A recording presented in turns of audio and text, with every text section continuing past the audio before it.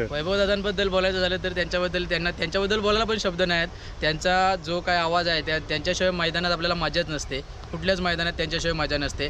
आणि बुलेटबद्दल बोलायचं झालं तर जे वैभवदादा पवार आपले आहेत अँकरिंग करतात, ते जर गाडी मैदानात येते त्यावेळी जे वैभवदादा पवार अँकरिंग करतात आणि जो सुट्टी झाल्यावर बुलेटला आवाज येतात, त्या आवाजावर जो काय आमचा बुलेट पळतो, म्हणजे आम्ही तरी असं म्हणतो की वैभवदादांच्या आवाजावर जास्तीत जास्त आमचा बुलेट पळत असतो.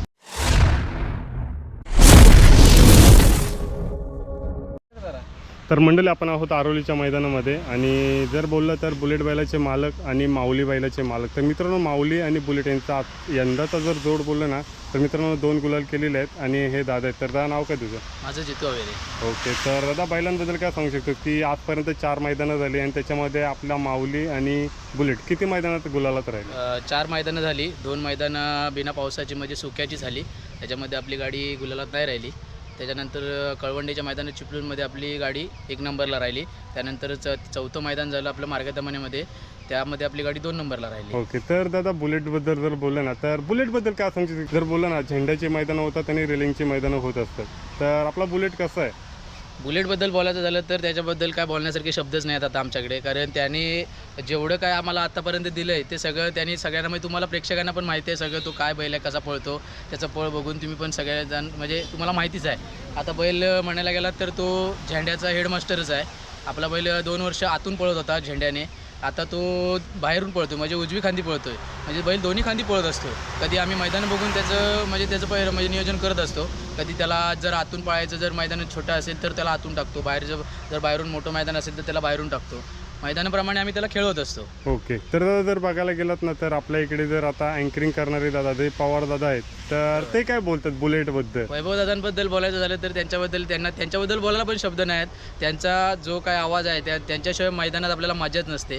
कुठल्याच मैदानात त्यांच्याशिवाय मजा नसते. आणि बुलेटबद्दल बोलायचं झालं तर जे वैभवदादा पवार आपले आहेत अँकरिंग करतात, ते जर गाडी मैदानात येते त्यावेळी जे वैभवदादा पवार अँकरिंग करतात आणि जो सुट्टी झाल्यावर बुलेटला आवाज येतात, त्या आवाजावर जो काय आमचा बुलेट पळतो, म्हणजे आम्ही तरी असं म्हणतो की वैभवदादांच्या आवाजावर जास्तीत जास्त आमचा बुलेट पळत असतो.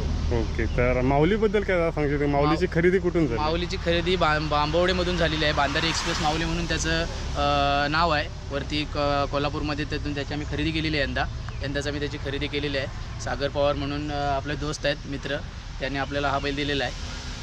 तर बैलाचा म्हणजे पल कसा आहे? उजवी साईडने की डाव्या साईडने?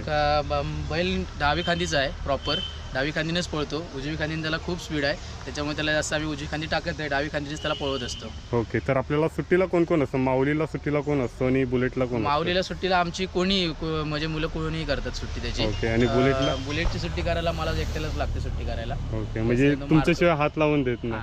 आणि जर बघायला गेलं ना तर आता आपल्याकडे लावणीचं सीझन चालू आहे, आता 4 महिने चालू आहे.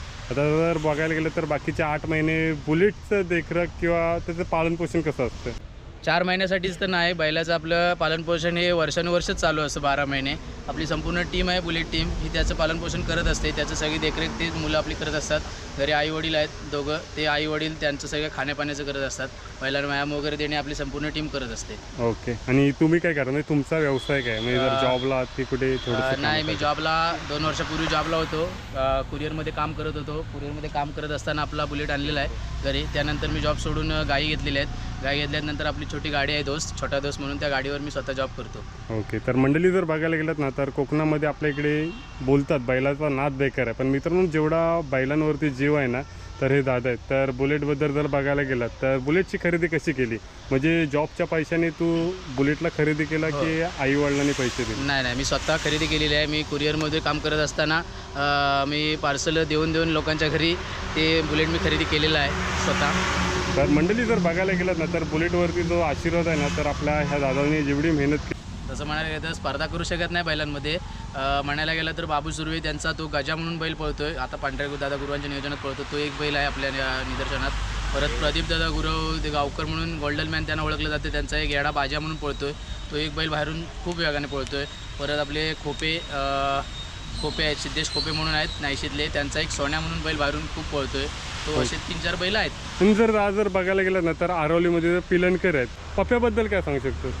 पप्प्या बबलू दादा पिळणकरांचा पप्प्या आहे. पप्प्या तो आतून पळतो. आतून बैलाला खूप वेग आहे. आम्ही आमची बुलेटची आणि त्याची गाडी गेल्या वर्षी पळवलेली होती मैदानात. ओके. खूप वेग आहे त्या बैलाला, पण तो आतून पळतो. त्याच्यामुळे काय आपल्या माऊली पण आतून पळत असल्यामुळे आपण त्याचं काय आपल्या दोघांचं मिळून होऊ शकत नाही. पण दादा जर बघायला गेलं तर ह्या वर्षी नियोजन होईल का, म्हणजे जर एखाद्या वेळी? एखाद्या वेळी झालं तर आमचं नियोजन होऊ शकतं, कारण आमचे संबंध खूप चांगले आहेत. आम्ही बुलेट बरोबर त्याचं नियोजन सुद्धा करू शकतो कधी.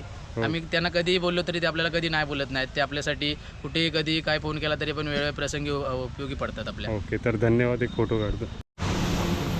जी बुलेटची खरेदी केलेली आहे, तर मित्रांनो जेवढी मेहनत केली जाते ना, ते मेहनतीचं फळ मिळालं जातं. आणि जर आता बोललात तर मित्रांनो घाटावरती बकासूर आहे. तसेच मित्रांनो कोकणामध्ये जर बघायला गेलात तर आपल्या इकडे बुलेट आहे आणि या साईडला आता माऊली आहे. तर असे खूप सारे नंदी कोकणामध्ये पाहायला मिळत असतात. तर जर बघायला गेलात ना, तर तुझ्या खात्रीतला माऊलीला टप देणारा बैल कोणता आहे, म्हणजे तू आवडीचा सांगू शकतोस, तुझा अंदाज?